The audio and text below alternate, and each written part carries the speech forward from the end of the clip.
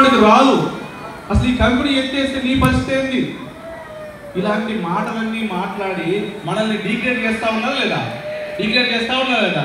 ఒక్క విషయం గుర్తుపెట్టుకోండి సార్, నెట్వర్క్ మార్కెటింగ్ మోసం కాదు. నెట్వర్క్ మార్కెటింగ్లో ఉన్న కంపెనీలు మాత్రమే మోసం చేసినాయి కొన్ని కంపెనీలు. ఆ కంపెనీలు మోసం చేయడం వలన అందరూ కూడా నెట్వర్క్ మార్కెటింగ్ని మోసం మోసం మోసం అంటున్నారు. ఒకవేళ నిజంగా నెట్వర్క్ మార్కెటింగ్ మోసమైతే మీ ఇంటి పక్కన ఉన్న కిరాణా షాప్ కూడా మోసమేగా? మోసం కదా? మోసం కదా సార్? మోసమే కదా. మరి కిరాణా షాప్లో ఒక సబ్బు కొంటున్నావు, 100% వాడు ఏమన్నా నీకు 100 సంవత్సరాలు ఉంటే నీ షాప్ ఇక్కడనే మెయింటైన్ చేస్తాను, నీకు ఇదే సబ్బు అమ్ముతాను రాసిస్తున్నాడా? రాసియడు. సో ఎక్కడా కూడా మోసం అనేది నెట్వర్క్లో ఉండొచ్చు కానీ వెస్టేజ్ లేదు. ఎందుకంటే మీరు డబ్బు కడితే మోసం. మీరు ఇక్కడ ఎంత కడుతున్నారు? ఐడీకి ఎంత కడుతున్నారు సార్? ఐడీకి ఎంత? 5,000 జీరో. నువ్వు రూపాయి కట్టినప్పుడు నిన్ను మోసం చేసే మగవాడేవాడు సార్? అవునా కదా? అసలు నేను మోసం చేయడానికి లేదు, ఇక్కడ ఏం లేదు. నువ్వు వస్తున్నావు, ఐడి తీసుకున్నావు, సబ్బు కొంటున్నావు, వెళ్ళిపోయి వాడుకుంటున్నావు, రుద్దుకుంటున్నావు, అరిగిపోతే మళ్ళీ వస్తున్నావు, సబ్బు కొంటున్నావు. నీ కింద 10 మందిని జాయిన్ చేసుకుంటున్నావు, వాళ్ళు కూడా సబ్బు కొనమని చెప్తున్నావు, వాళ్ళు సబ్బు కొంటున్నారు, 10 సబ్బులు కొట్టి 10 రూపాయలు నీ అకౌంట్లో పడుతున్నాయి. అయిపోయి సింపుల్. దాన్ని మోసం మోసం మోసం అని చెప్పేసి మన మహా మేధావులు, మన ఇంటి పక్కన ఉన్నోళ్ళు మనకి ఏదో చెప్పాలి, మన లాభాలని చూస్తుంటే మనం ఆ మేధావుల మాటలు వింటున్నాం కానీ ఈ ప్రపంచ మేధావులు ఆర్థిక రంగంలో ఎవరైతే గొప్ప వాళ్ళు ఉన్నారో వాళ్ళ మాటలు వింటున్నాం. ఒకసారి వాళ్ళ మాటలు విందాం. నెక్స్ట్ ఈయన చూడండి, ఈయన ఎవరు సార్? Bill gates. ఎవరు?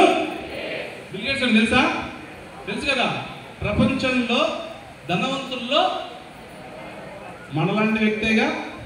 మనలాంటి ఈయన ఏమంటున్నాడంటే, నాకే గడప ఇంకొక ఛాన్స్ ఇస్తే, ఆల్రెడీ కోటీశ్వరుడే కదా, ఆల్రెడీ కోటీశ్వరుడు, ప్రపంచాన్ని చాలా శాసించగలిగే వ్యక్తి.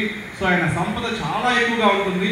అంత సంపద సంపాదించిన వ్యక్తి ఏమంటున్నాడంటే, ఒకవేళ నేను ఇప్పటికిప్పుడు జీరో అయిపోయినా నాకు ఇంకొక ఛాన్స్ అంటూ ఉంటే నేను నెట్వర్క్ మార్కెటింగ్ నే చూస్ చేసుకుంటా అని చెప్తాను.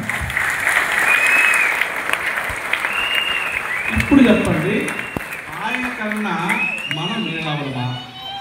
మనమేమైనా మేధావులమా సార్? సో గొప్ప వాళ్ళ మాటలు వినాలి, మన ఇంటి పక్కన వాళ్ళ మాటలు కాదు. ఓకేనా? Next right. చూడండి, ఏపీజే అబ్దుల్ కలాం. ఈయనకి అందరూ తెలుసు కదా.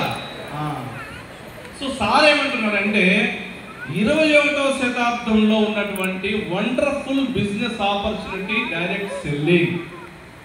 ఈ డైరెక్ట్ సెల్లింగ్లో యూత్ అనే వాళ్ళు ఎవరైతే యంగెస్ట్ పీపుల్ ఉంటారు కదా, సో యూత్ దీన్ని కానీ ఆపర్చునిటీగా తీసుకోకపోతే మీ లైఫ్లో చాలా కోల్పోతారు, ఫైనాన్షియల్ ప్రాబ్లమ్స్ అన్నీ కూడా ఏర్పడతాయని చెప్పేసి మహానుభావుడు ఆల్రెడీ చనిపోయే ముందే చనిపోయాడు. ఆయన చనిపోయే టయానికే ఈ బిజినెస్ అంటే ఏంటి, నెట్వర్క్ అంటే ఏంటి, ఒక మాట చెప్పాడు సార్. ఏం మాట చెప్పాడంటే, ప్రపంచంలో ఉన్న ప్రతి ఒక్క వ్యక్తికి కూడా అవకాశం ఇవ్వగల ఏకైక ఇండస్ట్రీ డైరెక్ట్ సెల్లింగ్.